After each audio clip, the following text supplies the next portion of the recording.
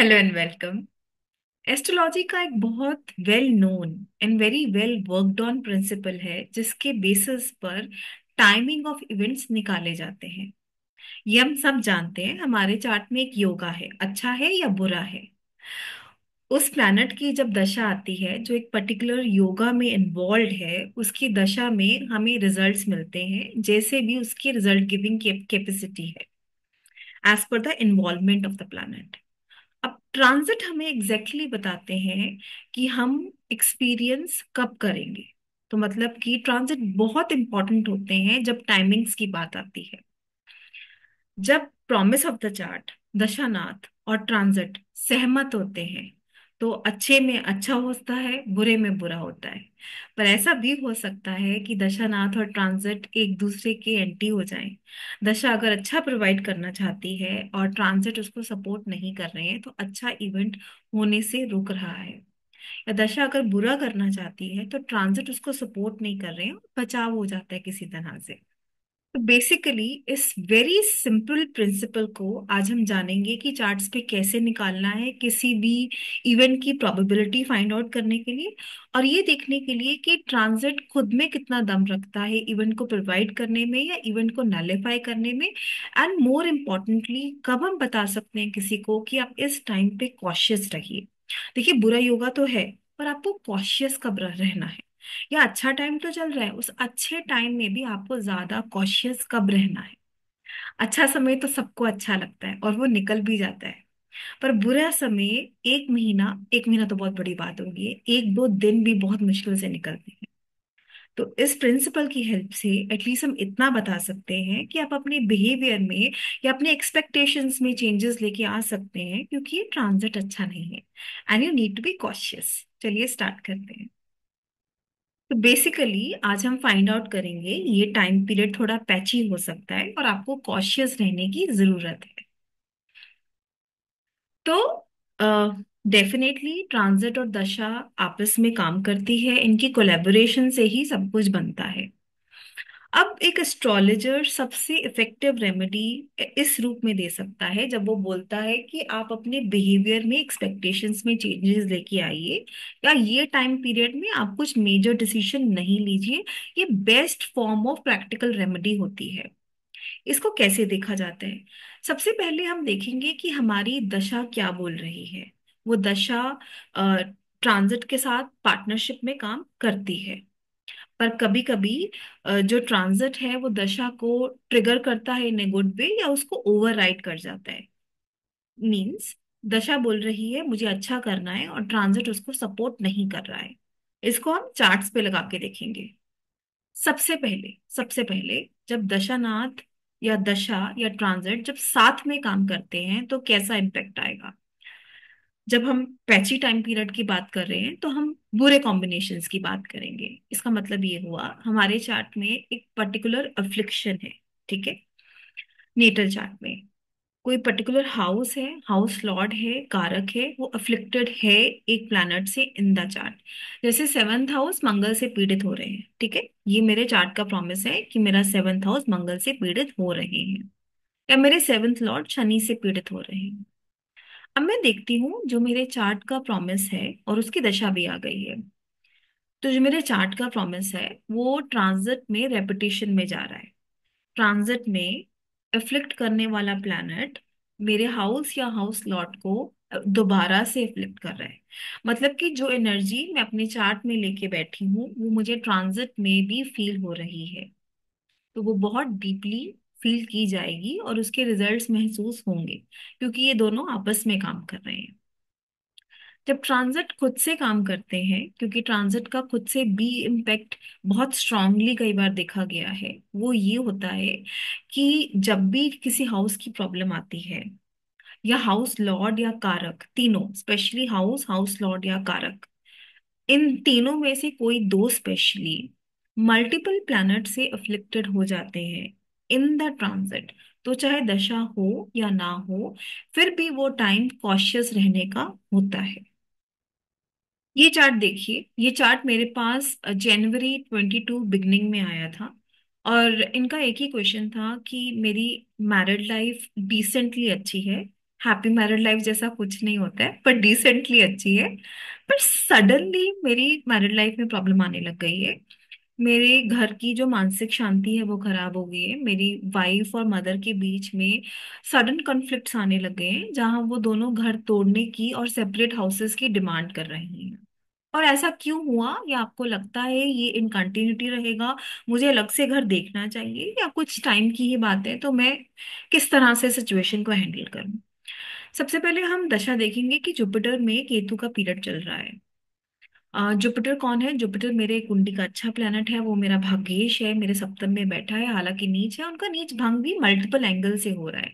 मेरा सप्तमेश भी वक्री है, पर सप्तम सप्तम भाव को वापस देखते हैं तो वो सेफ गार्ड करने की कोशिश करेंगे। और लगन लॉर्ड जब खुद ही सेवंथ हाउस में गए हैं तो उनका मन, उनकी आत्मा सेवंथ में ही है।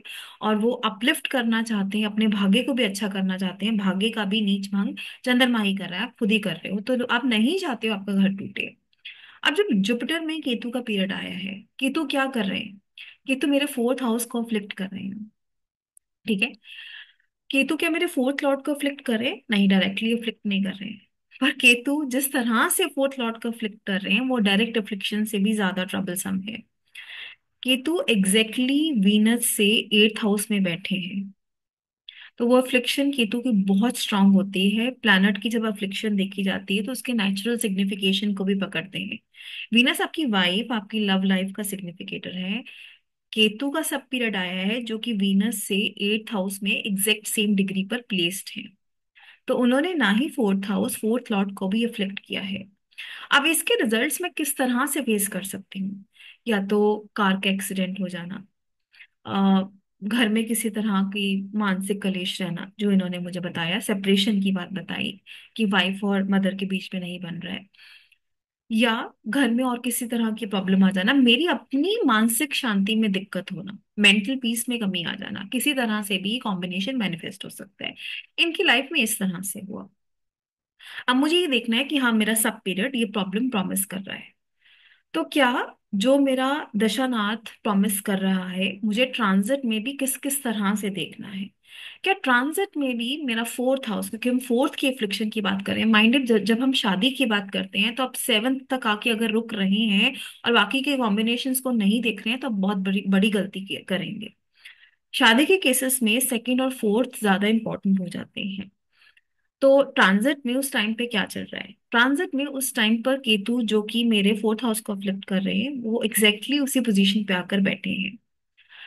और उस मंथ में जब ये प्रॉब्लम एग्रीवेट हुई है, ना ही मेरा सेवंथ हाउस, मेरा सेवंथ लॉर्ड भी उसी एक्सेस में आके इन्वॉल्व हो गया है।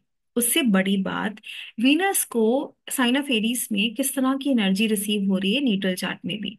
वीनस को मंगल और राहु की एनर्जी रिसीव हो रही है जब हम सुपर इम्पोज करते हैं ट्रांजिट वीनस को नीटल चार्ट में, जो कि बिल्कुल भी अच्छी नहीं है।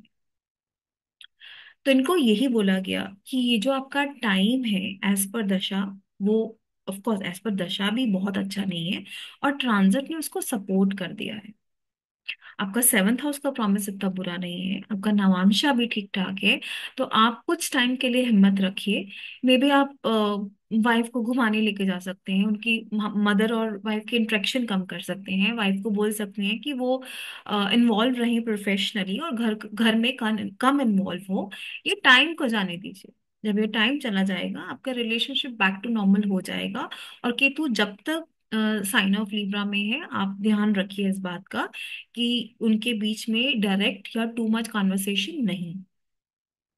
ठीक है। ये चार्ट देखिए, ये चार्ट मेरे पास अभी 2 महीने पहले ही आया था।